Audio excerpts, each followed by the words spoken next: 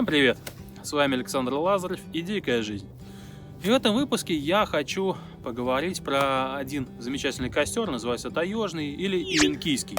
Существует великое множество разновидностей костров. Они делятся и на сигнальные, костры для освещения, для приготовления пищи и так далее, и так далее. И сейчас, поскольку зима, особо актуально будет поговорить про костры тепловые. Как раз к таким относится вот этот ивенкийский костер. И как раз третьего дня на канале «Тайга моя заветная» я увидел разбор этого ивенкийского костра. Причем, что очень-очень интересно, в этом разборе все составные части костра были названы ивенкийскими названиями. Ну и как раз я предлагаю сейчас посмотреть, из чего же этот костер состоит, как те или иные его составляющие называются. Кстати, друзья, я до конца не понимаю, как ставить ударение правильно, эвенк или ивенк. Дело в том, что в словарях везде пишут, что правильно ивенк. Но таежники, которые живут в Сибири, часто говорят именно эвенк. Если вы знаете, как правильно, и можете это как-то аргументированно обосновать, почему вы считаете именно так, то пишите в комментариях, и я буду рад узнать, как же все-таки это слово произносится правильно. Итак, мы этот костер знаем как ивенкийский, а сами ивенки называют его юрлок. Кстати, да, я буду ставить ударение именно ивенки, потому что в словарях написано так. Мне это привычно, я буду говорить таким образом. Итак, костер юрлок состоит из подюрлака. Это опора, на которой опираются бревна. Подюрлок может быть лежащим деревом, может быть какой-то скалой или не знаю, каким-то холмиком или еще чем-нибудь, что приподнимает бревна над землей. То есть его задача это не гореть, а именно поднимать толстые бревна. Он может быть любой абсолютно. Единственное, что нужно, чтобы он не перегорел. То есть в качестве подюрлака нельзя использовать какое-то совсем тоненькое дерево, которое перегорит у вас. На подюрлок кладутся вот эти вот бревна, их должно быть штук 5-6. Называются они галлоны. Диаметр их может быть разный. Если вы хотите ночевать этого костра, они должны быть потолще, сантиметров по 15. Если вам нужно просто приготовить еду и погреться, то будет достаточно даже бревен вот такой вот толщины. Бревна эти кладутся веером, то есть они здесь соединяются между собой, а задние концы расходятся. И выходят эти галлоны относительно подюрлака, сантиметров на 30-40. Внизу под галлонами находится растопка, скоро я буду разжигать. И огонь будет гореть именно вот здесь внизу.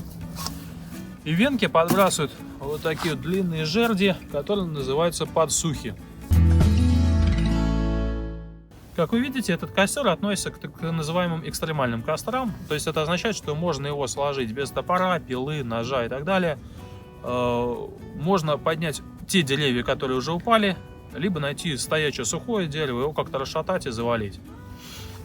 Вот эти галлоны можно не напиливать на отрезки, как сделал я. Можно класть сюда прямо целое дерево, и пускай оно торчит хоть на 8 метров в ту сторону. И по мере прогорания можно будет его пододвигать сюда. Если на дереве есть какие-то ветки, сучки, их можно сшибить просто обычной палкой. Собственно, зажигаем костер. Сегодня я не хочу париться с зажиганием от одной спички или от кремня с огнем. Буду использовать тяжелую артиллерию.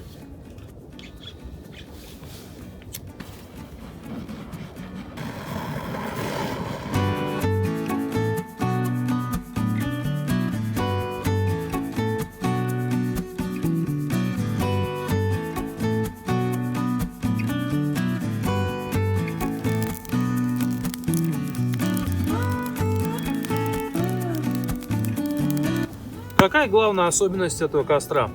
Он дает очень сильный жар, направленный в одну сторону. Вот все вот эти дрова обеспечивают угольную базу. При этом сам подюрлок, вот это большое бревно, на которое опираются бревна поменьше, он это тепло от углей отражает. А галлоны, бревна, лежащие сверху, они в свою очередь не дают теплу уходить наверх. Теплу некуда деваться, и получается так, что воздух поступает сбоку, и тепло выталкивает вперед в одну сторону. Галлоны гореть не должны, они должны именно тлеть. И они как раз потому и кладутся веером, то есть соединяются вот здесь над костром, и дальше от костра расходятся в стороны, для того, чтобы, даже если горение пойдет, чтобы оно не ушло за подюрлок в ту сторону. Для того, чтобы усилить жар от этого костра, ивенки сверху на галлоны кладут жердину. Жердина называется дразнило. Если она у вас будет скатываться назад, можно положить любую подпорочку. Я до конца не очень понимаю, как это работает, но вот сейчас на практике оказалось, что да, почему-то жар после того, как это дразнило кладешь, усиливается. Действительно, это работает. У Юрлака и венки ночуют исключительно с тентом. Прямоугольный тент они крепят под углом градусов 45-60, так, чтобы он отражал тепло, исходящее от костра, чтобы тепло грело вас сверху и сзади.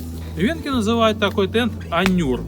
По тентам можно спать прямо на земле, постелив еловый лапник, а можно сделать нечто вроде постели, положив несколько таких длинных жердин, сделать себе импровизированную постель.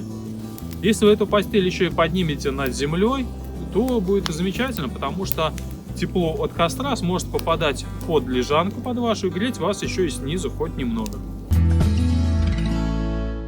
Венкийский костер — это такая штука, которая требует соблюдения ряда тонкостей. Этот костер сложный, то есть он сложнее, чем просто дрова, кинутые в кучу. Какие здесь бывают ошибки? Очень важно выдержать баланс при подкидывании дров. Потому что если дров накидать с фанатизмом, то галлоны, вот эти верхние бревна, могут целиком сгореть. И потом, когда вы их продвинете вперед, они будут разгораться очень медленно и неохотно. Если вообще ничего не подкладывать снизу, а угольная база еще не сформировалась, то костер может вообще зачахнуть. Такой костер может очень долго тлеть, но все же хорошо под рукой иметь некий запас дров, чтобы можно было гибко регулировать силу огня. Требуется опыт, чтобы этот баланс найти. А еще на таком костре очень удобно готовить. Получается из вот этих галлонов практически варочная панель, на которой можно спокойно поставить кан или чайник. И готовить разом можно на очень большую группу. Удобно здесь, что жар идет только в одну сторону, и значит, если спереди очень жарко, то сзади можно спокойно подойти, подобраться к этому котелку, не боясь зажариться. Можно даже сковородку поставить так, что ручка особо не нагреется. И еще, если нужно сохранить уже готовую еду горячей, то можно просто подвинуть котелок немножко подальше от жара, убрать его назад. У Юрлака одна беда. Ночевать у такого костра лучше одному. Вдвоем и втроем будет тесно.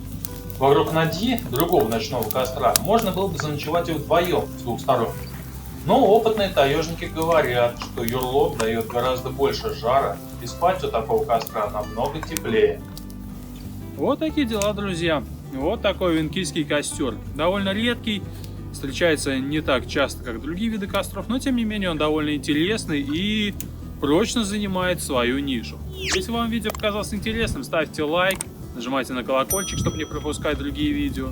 И не забудьте поделиться этим видео со своими друзьями. А на сегодня все. С вами был Александр Лазарев и Дикая жизнь. До новых встреч!